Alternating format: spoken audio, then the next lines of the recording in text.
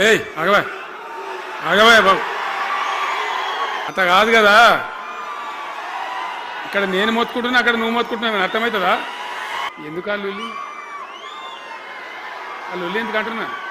ఈరోజు జీవన్ రెడ్డి గారి చేరిక కరెక్ట్గా ఆయన గుండె ధైర్యం ఉన్నాడు కాబట్టి, ఉన్నట్టు నికాలస్గా మాట్లాడతాడు కాబట్టి ఇలా ఆయన నిర్ణయం తీసుకొని ఇంత పెద్ద సైన్యాన్ని తీసుకొని తెలంగాణ రాష్ట్ర భవిష్యత్ ప్రయోజనాల కోసం ఆయన బీఆర్ఎస్లో చేరిన విషయం మీ అందరికీ తెలుసు.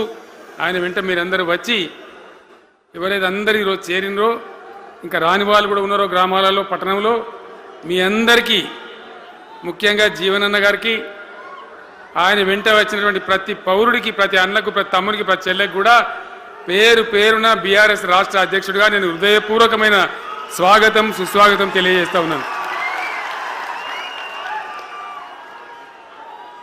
జీవన్ రెడ్డి గారి గురించి నేను ఎక్కువ చెప్తే మాది మేమేదో డబ్బా కొట్టుకున్నట్టు అవుతుంది. ఎందుకంటే ఆయన గురించి మీ లోపల తెలియని వాళ్ళు ఎవరు లేరు. ఇక్కడ 40-45 సంవత్సరాల నుంచి మేము స్నేహితులం, చాలా దగ్గర మిత్రులం. వారు చెప్పిన వారి ఉపన్యాసంలో భిన్న రాజకీయ సిద్ధాంతాల వల్ల విడివిడిగా పనిచేసినాం, కానీ మా స్నేహితంలో ఎప్పుడు లోపం లేదు. చాలా చాలా బాధలు, మంచి చెడ్డ సుఖాలని కలిసి పంచుకునే వాళ్ళం, అభిప్రాయాలు కూడా కలిసి పంచుకునే వాళ్ళం. బాబు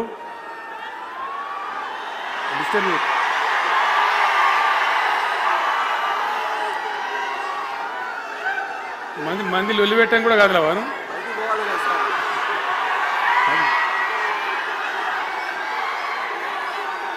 చాలా కలిసి పనిచేసినాం. ఆయనకుండే నిబద్ధత, ధైర్యంగా ప్రజా జీవితంలో పనిచేసిన పద్ధతి ఎంతమందికో చాలామందికి ఆదర్శంగా నిలిచినటువంటి వ్యక్తి. జగిత్యాల్లో ఆయన పుట్టి పెరిగి రాజకీయంగా చాలా పెద్దవాడైనాడు మీ అందరి దీవెనతో. కానీ ఒక జగిత్యాల్లోనే కాదు, ఆయనకు పాత కరీంనగర్ జిల్లా వ్యాప్తంగా అట్లనే పొరుగున ఉన్నటువంటి అనేక జిల్లాలలో చాలామంది జీవన్ రెడ్డి గారి అభిమానులు ఉన్నారు.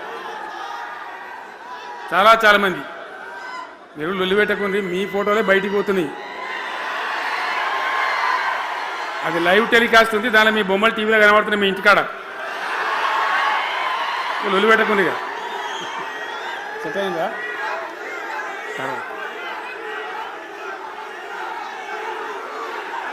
సో అట్లా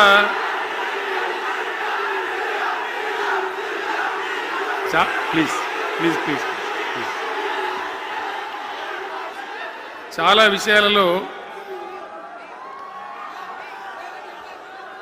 ఆయన ఎంతో మందికి ఆదర్శంగా నిలిచినాడు, పనిచేసినాడు. ఈ ప్రాంతం గురించి తన ప్రాణం పెట్టి పనిచేసినాడు. ఆయన మంత్రిగా ఉన్నా, ఇంకో హోదాలో ఉన్నా, ఎమ్మెల్యేగా ఉన్నా, ప్రతిపక్షంలో ఉన్నా తన ఏరియా అభివృద్ధిని ఏనాడు కూడా ఆయన విస్మరించలేదు. లేకపోతే అన్ని పర్యాయాలు మీరు ఎందుకు గెలిపించారు, ఎందుకంత గుండెల్లో పెట్టుకున్నారు? నేను ముఖ్యమంత్రి అయినా వారు ప్రజాప్రతినిధిగా కరీంనగర్లో జరిగినటువంటి సభకు వచ్చింది. అందరూ మాట్లాడిన చాలామంది, తను మాట్లాడుతూ ఒకటే మాట కోరిండు. అయ్యాక బోర్నపల్లి అనే కాడ గోదావరి మీద ఒక బ్రిడ్జ్ అవసరం మాకు, అది కంపల్సరీ కావాలి అంటే నేను ఇక ఓదాలు బిదాలని మర్చిపోయి ఏంది జీవన్న మళ్ళీ చెప్పండి అంటే చెప్పిండు ఆయన. వెంటనే అక్కడి నుంచి ఆదేశాలు ఇచ్చి 70-80 కోట్ల రూపాయలు మంజూరు చేసి ఆ బ్రిడ్జి అప్పుడు కట్టించినాం. తన యొక్క నియోజకవర్గం పట్ల, తన ఏరియా పట్ల, తన పరిసర ప్రాంతాల ప్రజల పట్ల ఆయన కనపరిచిన ప్రేమ అదంతా కూడా చాలా అద్భుతం. అందుకే ఆయనకు అంత మంచి పేరు కూడా ఉంది. అది నాకంటే మీకు అందరికి బాగా తెలుసు. ఈ మధ్య వీళ్ళందరూ తయారైంది కదా, ఎవరు అంటే సర్వేలు చేసి ఇస్తారు. జీవన్ రెడ్డి గారు బీఆర్ఎస్లో చేరితే ఎట్లా ఉంటుంది ఏం కథ అని ఒక 2-3 వచ్చి సర్వేలు చేసింది. మీ నియోజకవర్గం కాదు, మీ నియోజకవర్గంలో ఆడం బాంబే పేలిపోయింది, దానిలో మాటనే లేదు. అసలు జగిత్యాల నియోజకవర్గం గురించి చర్చ లేదు. కానీ వాళ్ళు ఏం చెప్పినా సర్వే వాళ్ళు పక్కనున్న సొప్పదండి కావచ్చు, ధర్మపురి కావచ్చు, మేరిట్ల కొట్టుపల్లి కావచ్చు, ఇంకా చాలా కాన్స్టిట్యున్సీలు కావచ్చు, చాలా ప్రభావం ఉంటుంది జీవన్ రెడ్డి గారిది. ఒక అద్భుతమైనటువంటి దీంతో రాజకీయమైన ఇది వస్తాయని చెప్పి వాళ్ళు సర్వే చేసి చెప్పినారు. అది జీవన్ రెడ్డి గారికి ఉన్నటువంటి విశిష్టత. ఒక నియోజకవర్గానికో 10 మందికో కాకుండా తనకు ఏ హోదా లభించినా ఏ హోదాలో పనిచేసినా చాలా బ్రహ్మాండంగా ఆయన ఇక్కడ ప్రాంతం కోసం తపన పడ్డాడు. ఒక ఉదాహరణ మీకు కనపడుతుంది. పేరు ప్రతిష్ట లేని వ్యక్తులు గ్రాడ్యుయేట్స్ కాన్స్టిట్యున్సీలో ఎమ్మెల్సీగా నిలబడితే గెలవరు. ఆయన శాసనసభ్యునిగా ఇక్కడ ఓటమి చెందినా ఇమ్మీడియట్గా మళ్ళీ ఎమ్మెల్సీగా పోటీ చేస్తే ఇక్కడ ఉండబడే విజ్ఞులందరూ కూడా బ్రహ్మాండంగా గెలిపించాను. ఎందుకు వాళ్ళు ఎందుకు అంటున్నా? అట్లా కాదు కదా. ఇక్కడ నేను మొత్తుకుంటున్నా, అక్కడ నువ్వు మొత్తుకుంటున్నావు, అర్థమవుతుందా?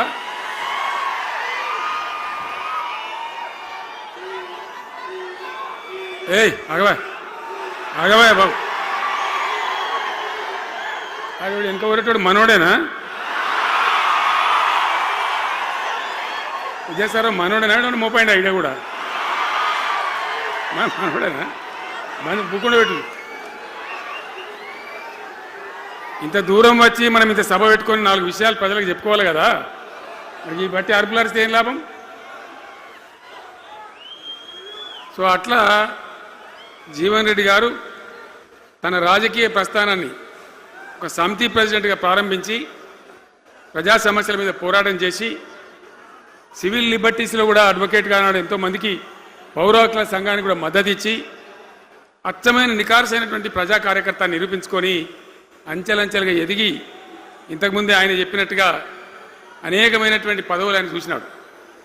పదవులైన కొత్త కాదు, బ్రహ్మాండంగా శాసనసభ్యుని గెలవడం, మంత్రి పదవులు అలంకరించడం, అనేక రంగాలలో అనేక రకాలుగా పనిచేయడం అంతా కూడా మీకు తెలుసు.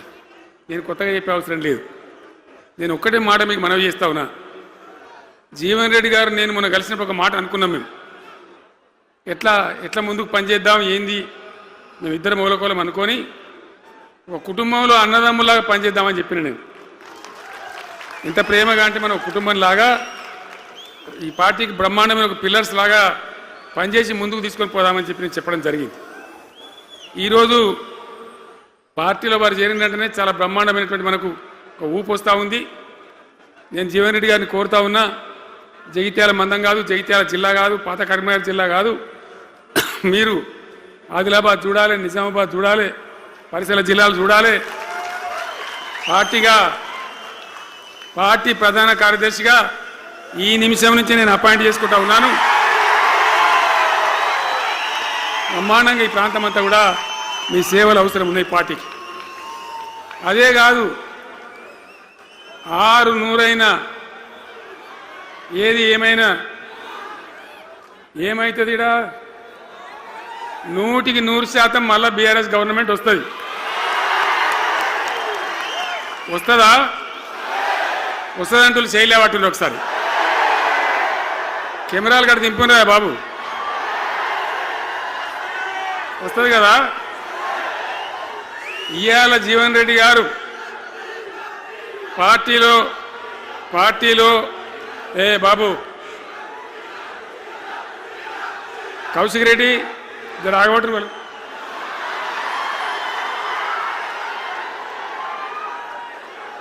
పార్టీలో పనిచేసి పార్టీ కోసం సేవ చేయడమే కాదు, రేపు భవిష్యత్తులో బీఆర్ఎస్ గవర్నమెంట్ ఏర్పడిన తర్వాత కూడా బ్రహ్మాండమైన పదవిలో ఆయన అద్భుతమైన సేవలు మీ జిల్లా మొత్తానికి అందించబోతాడు. తెలంగాణ రాష్ట్రానికే ఆయన సేవలు అందించబోతాడు. ఇది నా మాట, కేసీఆర్ మాట అని నేను జగిత్యాల గడ్డ మీద చెప్తా ఉన్నా. నేను ఎక్కడైనా మాట ఇచ్చినా తప్పలే. కాబట్టి జీవన్ రెడ్డి గారిని మీరు జగిత్యాల మందం మీరు యుద్ధం చేయాలి. యుద్ధం చేసేదానికి ఆయన ముఖాబిలా మనిషే లేడీడా, మీరు సరిపోతారు. ఆయన నాకు అప్పచెప్పాల బయట పనిచేయడానికి. కరెక్టే కదా? అట్లే చేద్దామా? అట్లే ముందుకోదామా? జగిత్యాల యుద్ధం మీ వంతు, తెలంగాణ యుద్ధం మా వంతు. ఓకే కదా?